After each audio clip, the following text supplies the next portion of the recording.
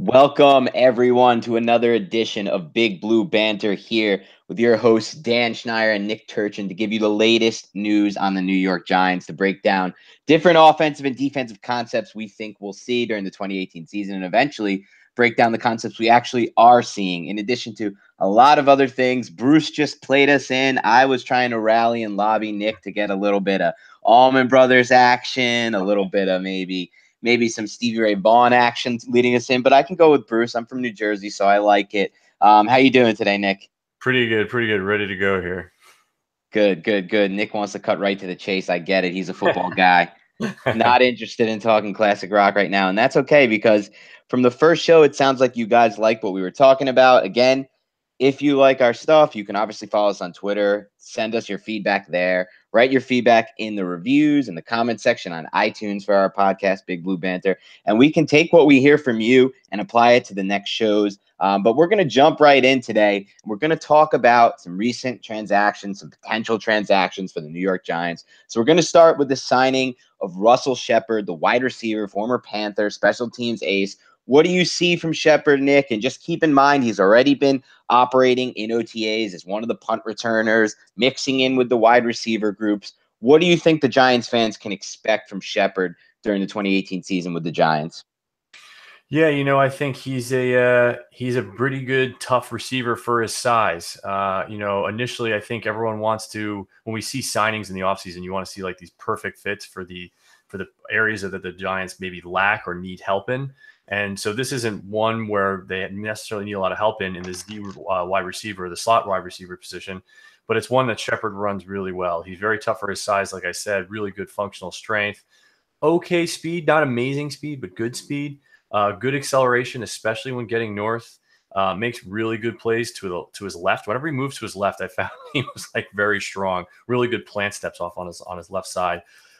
He's used in last year. He was used in smoke screens a lot in Carolina, which was actually part of RPOs down there. They're attached to runs down there often to kind of keep the defense at bay. But that threat is real for him to run from that screen position. Like I said, likes to get north, not shy of contact at all. Is not afraid to make tough catches over the middle from slot position. Really good at kind of weaving his way through traffic there. One of the bigger things of what can he do is can he block? And that's something that for me, he definitely checked that box, was used multiple times in outside zone with in pin pull concepts as the pinner, which is kind of a key position, pinning that defensive end into the inside as the play goes to the outside. And he had a lot of fight. He had a good motor. He's a guy who wants to play. He was a guy who I guess in 12, he was recruited partially as a defensive back coming out of college. So has that football sense about him.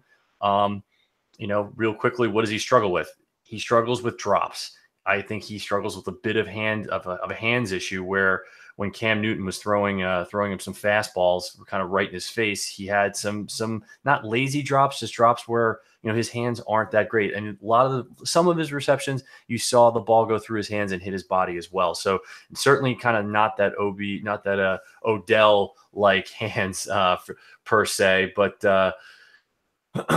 nevertheless did make some tough catches for Carolina. Kind of had a better stint in Tampa Bay, and for me projecting him here, I think that he can be kind of a good third or fourth wide receiver that can play all over the place. I don't think he's necessarily going to play from X, but he can play for Z or the slot very, very easily and can be used in a wide range of play action schemes as a blocker as well.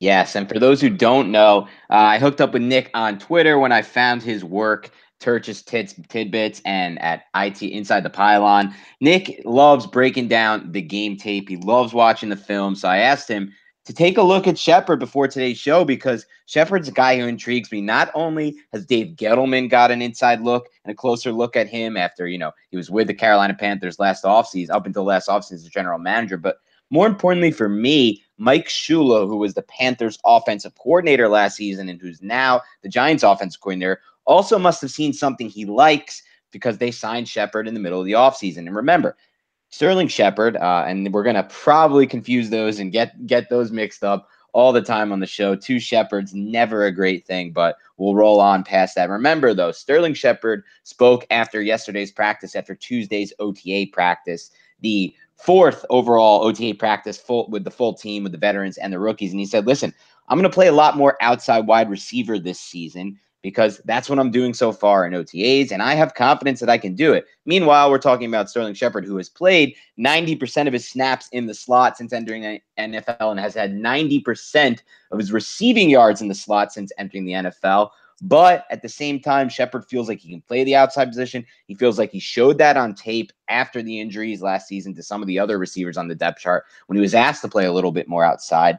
And if he does transition to that role, we might see some 3 receiver sets when they go to 11 personnel with Sterling Shepard on the outside and Russell Shepard in the slot. As Nick just broke down, Russell Shepard can play the slot, can play the inside. He can also play the flanker position, the Z position, on the right hash, on the right boundary. Something we'll probably see a little bit of a mix between Sterling, Russell Shepard, Cody Lattimore, and even Hunter Sharp.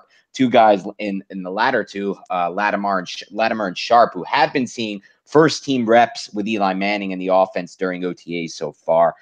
So there's a lot of options at that wide receiver position, and that's what intrigues me the most. But moving on a little bit from Russell Shepard, I want to talk about a prospective signing for the Giants and a guy who caught a lot of steam this week after he was released from the Philadelphia Eagles. That's linebacker Michael Kendricks. A lot of people rush to say, hey, listen, Kendricks wasn't a fit in that Eagles 4-3 defense with Jim Schwartz up there in Philadelphia. But what about in James Bettcher's 3-4 scheme? Do you think he's a potential fit for the Giants situation right now? And after that, I'll kind of dive into my take on it and in relation to the salary cap. But just from a pure schematic standpoint, what do you think about the potential fit for Michael Kendricks with the Giants, Nick? Yeah, sure. Kendricks is he's a linebacker's linebacker almost in the sense that he wants to get downhill, really athletic guy, very good closing speed, good shedding ability of blockers. But he did very well last season in the run game, I would say, and really had outstanding games in the playoffs. I will say though, I don't really see the schematic fit if you want to throw him on the stacked linebacker position for the Giants next to Alec Ogletree. I think he lacks in a couple areas. Number one, I would say play recognition. And this is a guy that was taken in the second round and is like I said, very good athletic specimen, but he never really embraced taking over the mic role in Philadelphia. And I'm not even really sure if that was on the table for him, but he always was someone who was kind of receiving orders versus being proactive and getting downhill and seeing that kind of recognition transfer into play speed. So for me, I saw a fair amount of plays where he's showing hesitation. Also in coverage, and this is the more important factor for the Giants scheme that Bettcher wants to run for those 2 inside linebackers that we're talking about. He lost his assignment in a fair amount of cases last year, both man and zone. I would say particularly matchup zone where you kind of have to pick a route and basically stick with it based upon what the defense is giving you. He especially in the Rams game, he had a couple like basically blown assignments, and that's not what Bettcher wants is a little closer to Alec Ogletree's partner last year in Los Angeles, Mark Barron, what he was, which is like an ex-safety versatile type role that can play all over the defensive formation and really get after guys in coverage and be that piece that can go both ways and almost be like kind of how BJ Goodson described it, like another Mike on the field. And just to transfer to Goodson, what's interesting, why I think Kendrick isn't so much a fit, that Goodson really is a fit for what he's doing right now. Goodson being a 4th rounder, he doesn't have all the tools and he's not an amazing player, but in my opinion, he shows more versatility to do both things pretty well versus standing out one way or the other, if that makes sense. Yeah, I mean, that makes total sense to me. And when I was kind of breaking it down and looking into the potential fit, I really took a look at Kendrick's game, and it's been trending a little bit downward in pass coverage every season since his breakout 2014 season. You talked about some missed assignments. At this point, I think he's a little bit more name than game, personally. He's been in the league now for 6 seasons. Not an overly old player or anything like that. Not too much tread on his tires, but some serious injuries that he's dealt with over time. Was limited to 272 snaps in 2016, only 638 snaps in 2015. and only played really 725 snaps last season, was kind of a bit player there. So when you really look at if he fits in the Giants structure of their roster, you got to think, well, what does that mean for BJ Goodson, a guy who's been flying around during OTAs, a guy who has transitioned very well to this defense? Remember, we're talking about a guy who at Clemson earned really, really good pass coverage grades from Pro Football Focus during their college game charting. And we're also talking about a guy who, has stood out so far in OTAs. He intercepted Eli Manning in one of the practices, has really looked good and been all over the field. He hasn't been able to keep up with Saquon Barkley, but you know what? Not many people have so far in that Giants linebacker corps and coverage. So just from the schematic fit standpoint, it's a little bit of a question mark. But then when you think about what Michael Kendricks is probably looking for on the market from a salary standpoint, you wonder, how is it even possible for the Giants to fit him in? The Giants currently have just over $8 million in salary cap space, and last year's number 2 pick overall, Mitchell Trubisky, had a cap hit just over $5 million last season, and they still haven't signed Saquon Barkley, who will probably most likely have a similar cap hit this season. So when you really look at it and you break it down, there's no real space in the salary cap situation for a guy like Kendrick. So I really think it's a situation where the Giants are not going to look into signing him. He's made visits with the Vikings so far. He's moving on to the Raiders, and I think he has another one scheduled with the Browns. I wouldn't look forward to the Giants signing him. But we're going to transition a little bit right now and take a look at our positional focus for this week. We're going to try to do this every week, at least during the offseason. And so far, I wanted to focus today on the deep safety position with Landon Collins sideline. He's probably going to step right back into one of the safety roles. But that other safety position, that deep free safety position, if you will, has had a really heavy rotation so far throughout OTAs.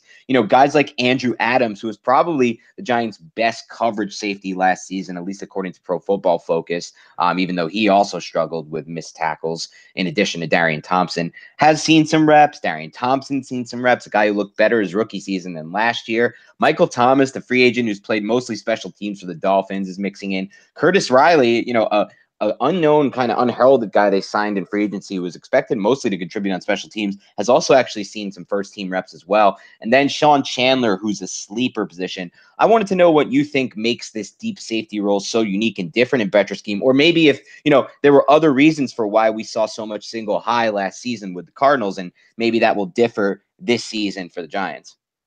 Yeah, I think it's a couple of different things. Whenever you see a non-intact coaching staff, where there's new coaches in, you look to the previous defenses that they had, and you look for for that defense to have the similar type players that the previous defense had. And to be honest, Antoine Bethea as a deep safety was just such a ridiculous ball hawk with really great range. I think many people are going to look to replicate that right away, and it just simply doesn't happen like that. So for me, I think that it's something that it's more of looking back in your mind and thinking that you need it, and it really don't. So I think that I'm not sure who's going to come out on top of this race. What I think is a little interesting is guys like Darian Thompson being able to play well. Around the line of scrimmage, and he kind of flashed in many run plays actually. In terms of good closing skills and actually good finishing skills. I'm wondering if they end up kind of keeping everyone in the rotation, not really sure who ends up winning it, and then having guys like Thompson around for depth or for big nickel when they want to play nickel, with big nickel being 3 safeties versus just 2. So I think that's where Thompson may end up. Yeah, and that's an interesting thought because Nick mentions Antoine Bethea, a guy who's playing that deep safety role with the Cardinals last season and did a hell of a job in it. But do the Giants have a player like that? And if they don't, do they, curtail the scheme? Because James Bettcher, listen, we're not dealing with the Ben McAdoo days. And I know I'm talking about Ben McAdoo in an offensive mind, designing an offense, but we're not dealing with coaching staff that is going to fail to curtail the scheme to the players and talent around him. There's no rigid schemes here. It's an ever-changing scheme. And if you have a situation where, okay, maybe Darian Thompson is not the best deep safety because he's not great at tackling in the open field as the last line of defense. We saw that during the 2017 season. And I know a lot has been made of Thompson's struggles in 2017, but when I actually went back and rewatched the games during the season, I thought he was fine in a lot of aspects in his game. I thought his biggest struggles came came, in that as that final line of defense tackling in open field. He was one of the leaders on the team in missed tackles. But as Nick alluded to, he actually showed a lot of good things while working closer to the line of scrimmage as a safety. So that could be interesting to see him in some big nickel. Again, it's not like the Giants are going to rely on the regular nickel package if William Gay, who's currently still operating as the starting slot corner, is the guy there, because you really can't count on him for too many snaps, in my opinion. But one guy I think you should definitely keep an eye on is Sean Chandler. We're talking about an undrafted rookie free agent, so we have to, temper our expectations. But this is a guy who continues to make plays every single practice. In two of his first three practices, he had interceptions. He made a big play in practice on Tuesday, the first of the OTA set this week, where he kind of, dropped down into the line of scrimmage and batted a ball at the line of scrimmage from quarterback Kyle Letty. He's still practicing with the second and third team units, so he hasn't moved up the depth chart yet. But we're talking about a guy who, Pro Football Focus, like I said, maybe on the last show, but I'll say it again, charted with the second highest tackling efficiency of all safeties last season in this draft class, at least. So, that's something the Giants need. They need better tackling in that final line of defense. So I'd keep an eye on him. But we're actually going to make a transition, because I know a lot of people love this about our first show when Nick broke down the smash route concept on offense that we're going to see from Pat Shurmur this season. And I wanted to throw it to Nick so he can kind of focus on a different offensive concept this week. Yeah, this week I picked the scissors concept, one of the better ones from last year that you saw a bunch from Shurmur, saw a bunch from the Philadelphia Eagles as well. It has some really good roots back in the West Coast offense. But anyway, starting here on the scissors concept, it's really two receivers to the same side of the field, can be out of any personnel set, could involve a tight end and a wide receiver, two wide receivers, or I guess in theory a tight end and a running back to that side if they had the running back in the line of scrimmage optioned out. But anyway, the outer wide receiver usually runs a deep post that goes about 12 to 14 yards downfield. The inner wide receiver runs a corner or deep out route about 12 to 14 yards down the field. So if you can envision that for a little bit, they are running with like a pretty good go for that for 14 yards. So it does take a bit of time for this route to develop. It's not a quick hitter at all. And then so basically there are two routes crisscross, with usually the outer wide receiver breaking first, but not always. Shurmur liked to run it where they were actually pretty symmetric almost in the angles that they were taking.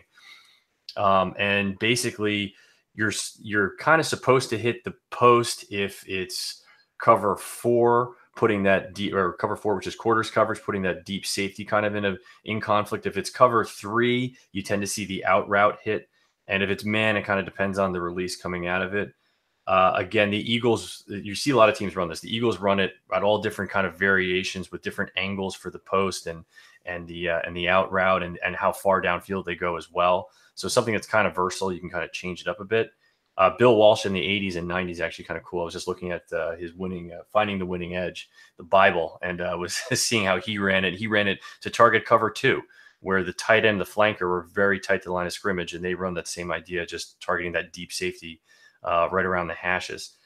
You saw it run with pretty good success from Shurmur. Case Keenum had a good example last year, throwing a touchdown pass. I believe it was to the flanker at that point, running, if I can remember correctly, running the post. And just something that is a good intermediate route. Again, since it takes a little bit of time, not something you'll see a bunch of, but a good intermediate route to be used in the red zone and to get that ball down the field.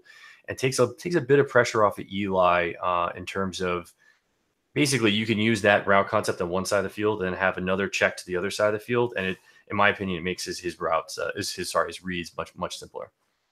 Right. And you bring up a couple great points there, Nick. The first one you talked about on the last show, which is kind of just simplifying Eli Manning's read, something that we're going to hope to see the Giants get back to this season. And at the same time, you also talk about how this route kind of targets the areas of the field where I still think Eli Manning is really best fit his skill set, if you will. I mean, those intermediate out routes and those intermediate deep ins were kind of the exact type of routes that really worked so well under Kevin Gilbride in the old offense. Now, that old run and shoot style offense, the Giants, is going to be a lot different than what we see from Pat Shurmur.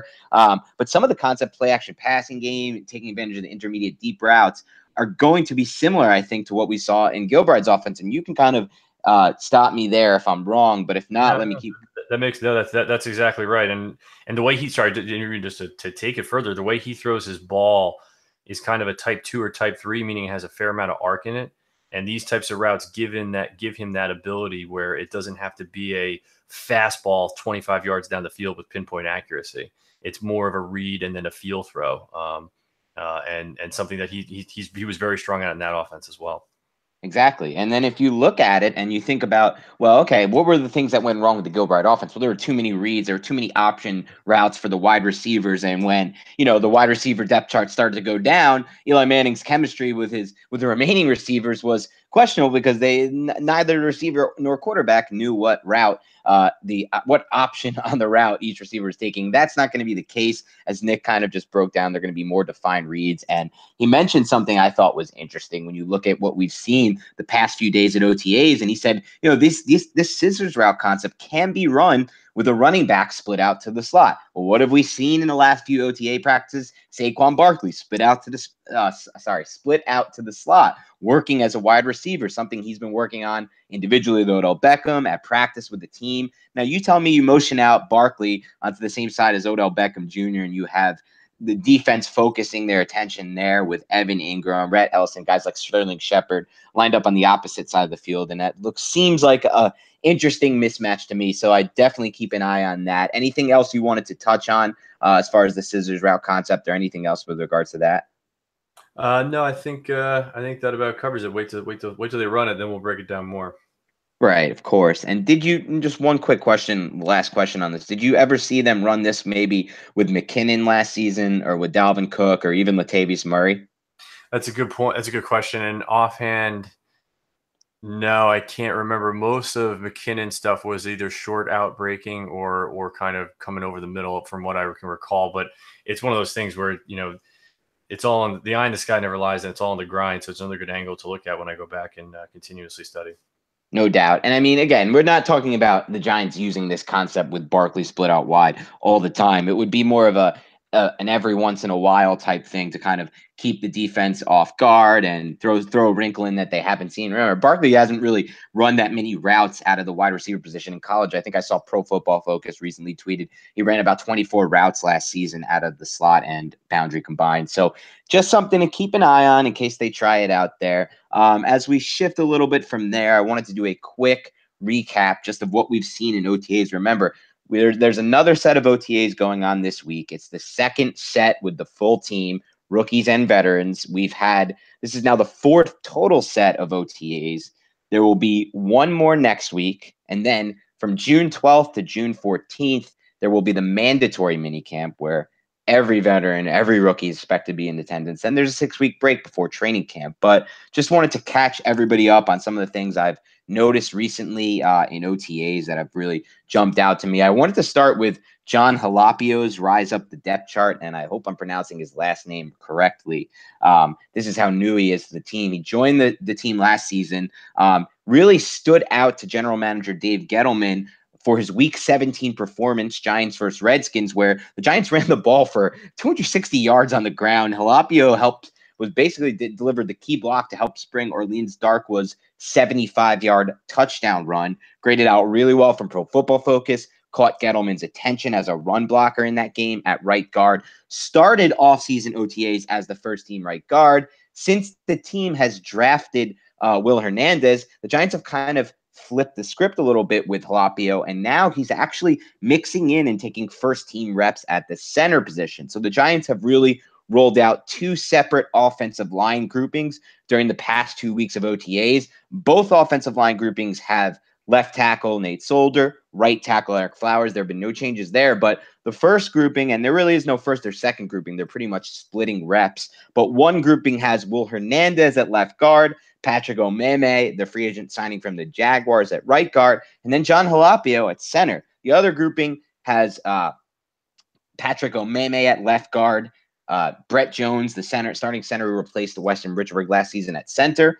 And then at right guard, they've got, John Greco, who's playing right guard. So to me, when I look at this, I'm intrigued by that first unit I brought up, because in the end, I don't see too many scenarios playing out where Will Hernandez is not the starting left guard in week one.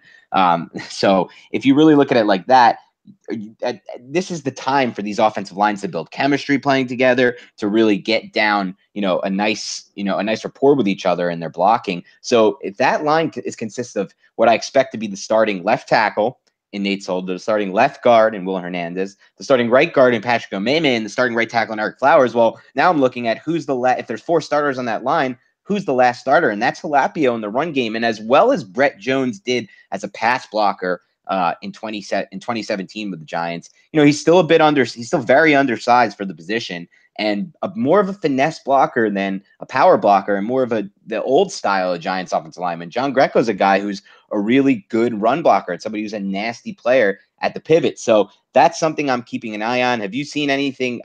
And don't mean to put you on the spot here if you haven't had a chance to. There's not really much on either, but or especially Halapio. What do you think? Have you seen anything with regards to Halapio and Jones at the center position, or maybe some things you saw from Pat Elflein, the Viking center last season, that make you think one of these guys is a better fit for the center position in Shermer's offense than the other? I think that's a tougher one with Elflein because he's so unique in kind of his athletic ability, being an ex-wrestler, to kind of do many things in the center position. And I have not gotten the chance to break down Halapio's. I think that's a really good point, though, in terms of his week 17 basically production last year, if you want to call it that, for a lineman. So nothing really other than I think that they want to have 3 to 4 interior linemen that can pull effectively. And you mentioned that. So I think they want to have that. I think it's kind of okay, especially in a first year with a new offensive line coach. That's the other thing we have to remember. I think that's a big reason why they're splitting reps so evenly, is because, you want to talk about no one knows anyone. Like, no one really has really worked together at all. So it's going to take a little while to sort this thing out. And it certainly did for Pat Shurmur last year with Tony Sperano, his offensive line coach, who's a great offensive line coach and such a big reason for the success up there last year. And so it took him a couple weeks to figure it out. So I think that during the regular season, I'm saying in terms of actual production on the field. So I think that you're going to see a lot of that as we go forward here. And there's probably going to be some moves on the depth chart that maybe don't make a lot of sense right now, but it's all a big process to get to that end goal of week 1. Right. And you bring up a good point with new offensive line coach Hal Hunter, a guy who in his past has coached John Greco, who, again, is seeing first team reps with one of those units. So you really look at how this offensive line is shaking out right now. They're going to keep 8 guys. We know that. I really think that 7 guys have really stood out and started to separate themselves. It's early. It's OTAs. Things are going to change in training camp. We're going to see a lot more. But you look at it, Greco, a guy who has a past with Hal Hunter, a guy who Dave Gettleman also said he liked his game tape of in week 17 as the left guard there. You look at a guy like Halapio, also seeing first team reps, also got the praise from Dave Gettleman. You got those 2 guys, and then Solder, Flowers, Omameh, Hernandez, and Jones, and that's 7 guys right there. They're going to keep 8. They're going to probably use that 8th spot on a swing tackle. Well, I'm not even positive it's still on the roster. I know Wheeler's competing, but I have not been as impressed with Chad Wheeler, at least not from what I saw last season, as others are. So that's something to keep an eye on. The offensive line is definitely going to be the offseason. I wanted to also touch on some other interesting things I've noticed in OTAs. Kareem Martin versus Lorenzo Carter for that starting left outside linebacker position. Martin's still holding it down for now, at least.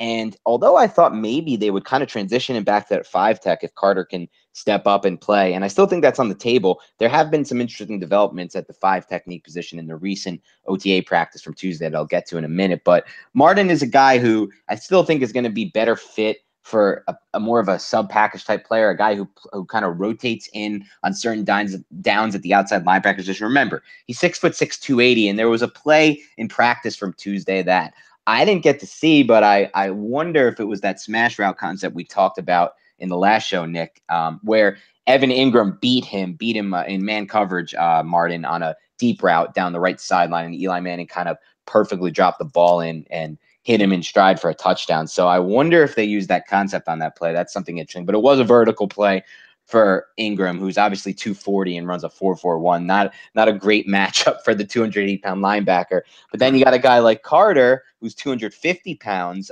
ran an official 4.5 and an unofficial 4.46 40-yard dash. One of the best athletes, I think, on the roster. So it'll be interesting to see what happens at that outside linebacker position, especially when you consider that during Tuesday's practice, BJ Hill, a guy who we both gushed about on the last podcast, a guy we really like, was actually lined up with next to Damon Harrison and alongside Dalvin Tomlinson as the starting 5 technique. What do you make of that, Nick?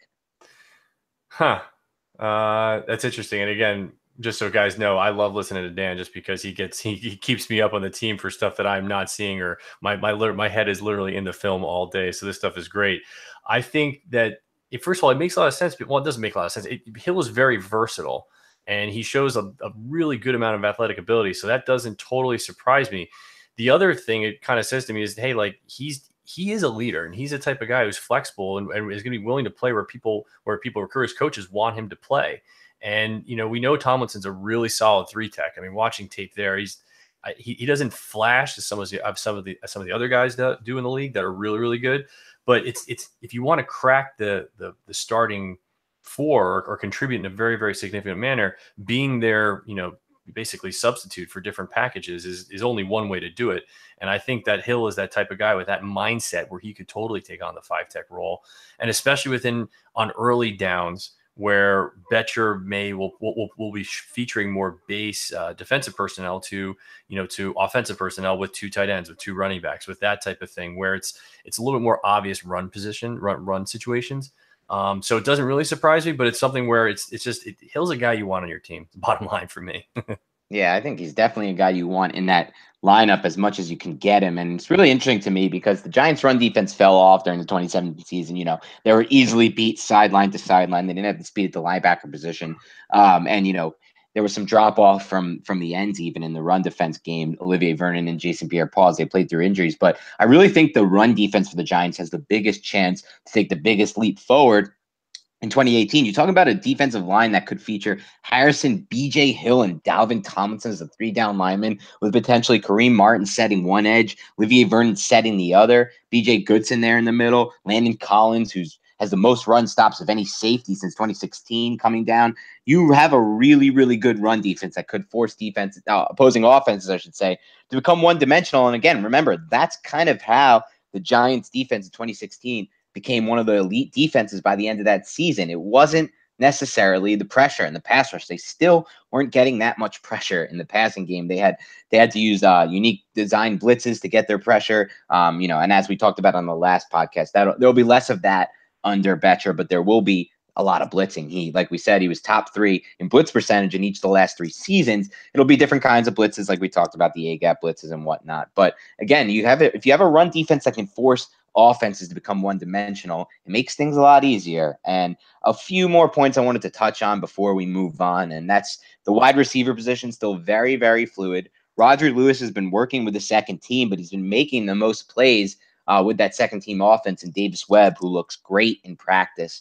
And Hunter Sharp has still been working with the first team offense, a guy they got from the Broncos last season. And then lastly, Cody Latimer. Those 3 guys have kind of been moving in and out at that wide receiver position with Odell Beckham gone. So that's something to keep an eye on. Obviously, Davis Webb has looked great in practice. We've seen it. We see it over and over again, but that's never been the issue for Webb. We know he can throw the football with no live blitzing, but can Webb improve on that in live game action? I know a lot of you asked us to take a look back at Webb's game action against the Patriots, but in the preseason finale in week 5 of the preseason, I should say. I know there's 5 weeks now, but when we did that, I actually had Nick do that because I wanted to see what he thought, and then I did it and then I took a look myself.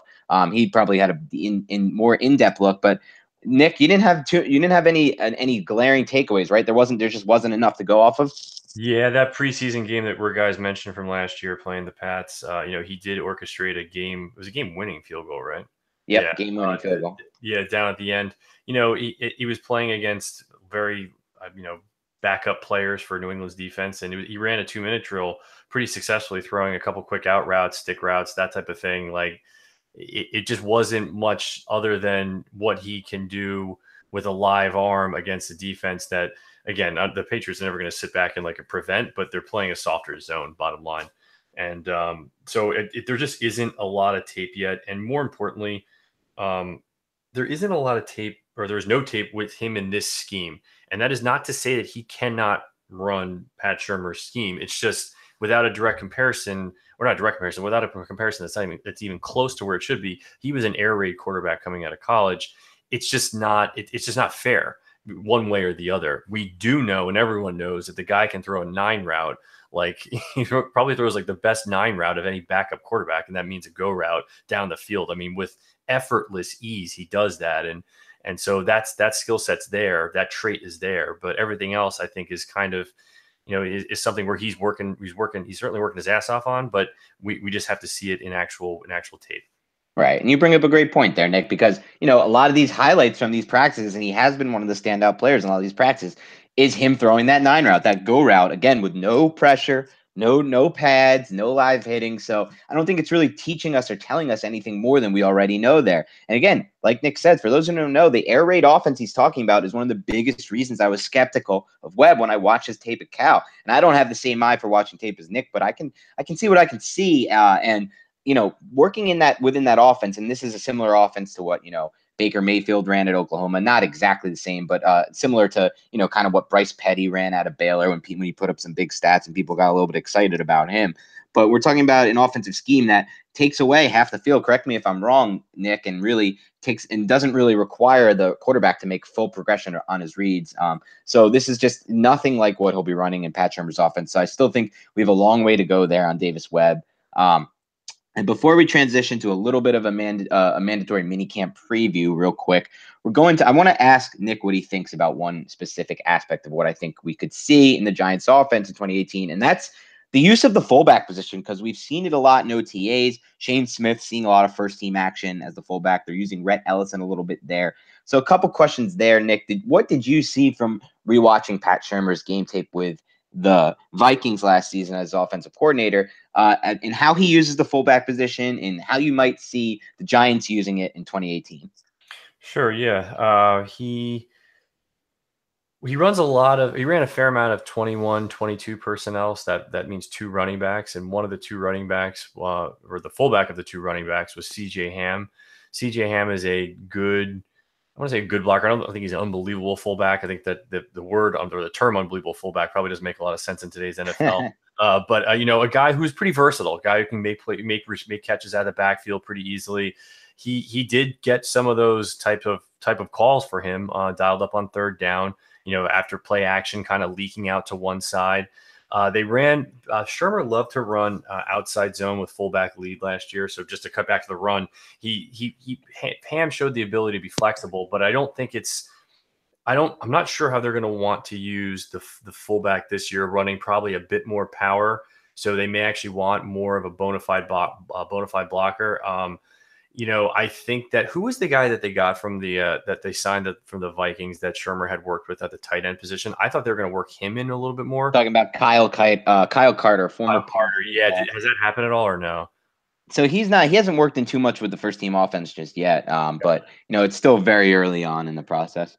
Got it. Okay. So, I think that he's going to want someone that I guess the best way for me to say it is not dominant blocking wise, but is more versatile in where he can move than after the fact. I don't know. I guess the other part of this would be how much did Barkley use and have a fullback in college? And if I remember, not a ton. He did run a little bit, but not a ton, right? Very, very rarely. They ran mostly that read-react offense out of the shotgun. Yeah. So I think honestly, it would come down to his preference. When you have a back that gets lathered up the right way and wants to go with a fullback leading, in a gap specifically for man scheme, or outside or inside in zone, I think that's what he's going to get. But for this, it may not be the case, and you may see it more as a specialization formation where the fullback is asked to do more than just block.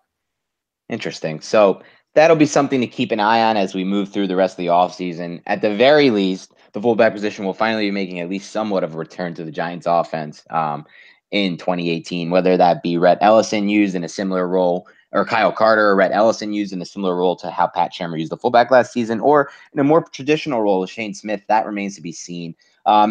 Remember, guys, as we move through the offseason, we have one more set of OTAs next week, and then the mandatory mini camp June 12th through June 14th. Me and Nick will be doing a mandatory minicamp preview right before that starts up on June 12th, and I don't want to really give away too much there. So I will just say it should be a very interesting show. We're going to dive into all the best position battles and matchups, take a look at some of the game tape from 2017 and even past prior years to see really how it could impact these position battles going forward. But for now, that's actually going to be all the time we have for today. We're going to wrap this up now. I just wanted to thank every listener again for tuning in. It really means a lot to us to help us grow the show with you guys. And just one shameless plug for me today, and then I'm going to throw it back to Nick so you guys can know where to follow him. And that's it. That's if you do enjoy this show, and if you did enjoy this show today and in the past, please do us a favor. Subscribe on iTunes, download the show, rate us. You can give us 5 stars or less. I don't care. I hope it's 5 stars if you liked it. And then just write a quick 1 or 2 sentence review to help us move the podcast up the iTunes algorithm, which for the layman term just means help us get more viewers and help us grow the show. So you can find all my work as usual on Twitter at Dan Schneier NFL. This time I'm going to spell it correctly. It's DANSCHNEIER NFL on Twitter. You can find all my work on Giants on 24/7 Sports. So that's just 247sports.com/new-York-Giants. And as usual, you can also follow our Facebook page at 24/7 Sports, where we will be delivering a lot of the content. Just type in Giants on 24/7 Sports. Nick, where can we find all of your work again? Yeah, sure. So Team Manic 21 on Twitter, T-Man and 20. Sorry, Team Manic 21 at twitter.com. Twitter. I will edit that out as my Twitter handle. Also, my website, turchtidbits.com. Have my past posts from many different sources up there, as well as a video, my YouTube channel that I've been doing for a book preview series for football for the offseason. If anyone wants to check that out, that'd be great. My bulk of my work is found at insidethepylon.com, where I've been writing since January, actually. And also for the iTunes reviews, anyone who wants to ask a question in there, I'll certainly try to answer it either there or on the podcast here. So, again, anywhere you want to ask a question, we're definitely up for the two-way feedback. Any kind of critiques you have, or if I'm basically wrong, I love it when I'm wrong, because then you get to learn. And so would love to have that and kind of go from there. Yeah, for sure. And I do promise that if you continue to listen to us, at some point we will spell our Twitter handles correctly. Yeah, right. But anyway, guys and girls, thanks again for tuning in to Big Blue Banter episode 2. This podcast will ramp up, obviously, as we get into training camp, but you can look forward to in a few days from now a mandatory minicamp preview podcast that me and Nick are really excited to get into. So on that note, have a good day. And like I said, I always end these the same way. Go Giants.